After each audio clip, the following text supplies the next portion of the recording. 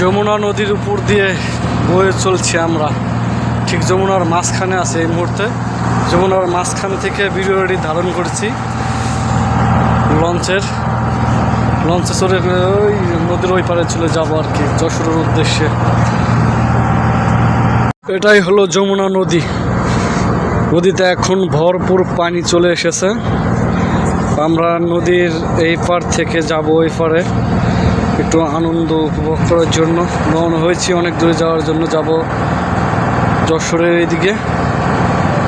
ওই যে দেখা যাচ্ছে ওইদিকে হইলো পাটুরিয়া ঘাট থেকে ছেড়েছে, আমরা গলুদিয়া ঘাটে চলে যাব। এটা হলো যমুনা নদী। এখন আমরা যমুনা নদীর উপরে আছি। দেখেন যমুনা নদীতে কত পরিমাণ পানি আছে। পানির এখনো স্রোত ওই রকম নাই, কিন্তু পানির স্রোতের সময় এখন না, আরও হয়তো 1.5 মাস 2 মাস পরে এখানে স্রোত দেখা যাবে। প্রচুর পরিমাণ পানি চারিদিকে, প্রচুর পরিমাণ পানি। সব